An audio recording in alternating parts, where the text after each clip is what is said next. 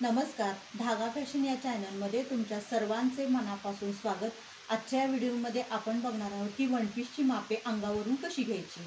तर ह्या कस्टमरचा आज मला वन पीस शिवायचा आहे, तर त्यांची मापे मी आज तुम्हाला घेऊन दाखवणार आहे। तर हे बघा, पूर्ण उंची घेताना इथून शोल्डरपासून ते खालीपर्यंत किती त्यांना हवा आहे ते विचारा।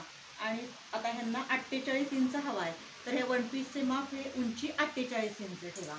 आता आपल्याला बॉडी उंची बघायची आहे, वन पीसची बॉडी उंची। तर जिथपर्यंत हवा आहे तिथपर्यंत घ्या। आता ह्यांना हवी आहे इथे 13 इंच, तर 13 इंच बॉडी उंची आलेली आहे।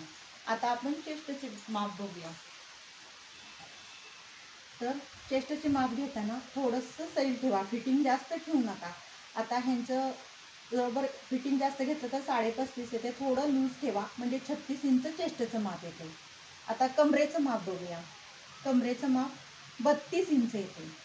आणि पुढील गळ्याचे माप ह्यांना आता पुढील गळा 6 इंच हवा आहे, तर इथून असं बघायचं आणि विचारायचं कस्टमरला किती उंची हवी आहे, तर 6 इंच उंची घेतलेली आहे। आता बॅकनेक बघूयात। बॅकनेक घेताना इथून खालीपर्यंत किती हवा आहे ते विचारा त्यांना। जर समजा 7 इंच हवा असेल तर 7 इंचावर घ्या, 8 इंच हवा असेल तर 8 इंचावर घ्या। ह्यांना हवं आहे 8 इंच आणि डीपनेक ठेवून नॉट करायची आहे। आता आपण बघणार आहोत शोल्डरचे माप। शोल्डरचे माप इथून इथपर्यंत बघायचं, तर ह्यांचं शोल्डर आलेलं आहे 14 इंच।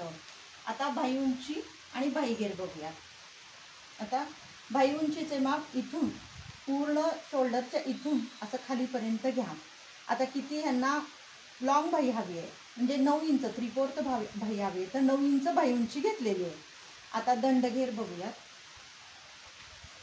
दंडघेर 10 इंच आलेला आहे, पूर्ण राऊंडचा घेर, आणि इथला घेर हा 9 इंच आलेला आहे। अशा पद्धतीनं तुम्ही वन पीसची मापे घ्या। आता मी जसं तुम्हाला दाखवले त्या पद्धतीनं जर तुम्ही वन पीसची मापे घेतली तर वन पीस अगदी परफेक्ट बसतो।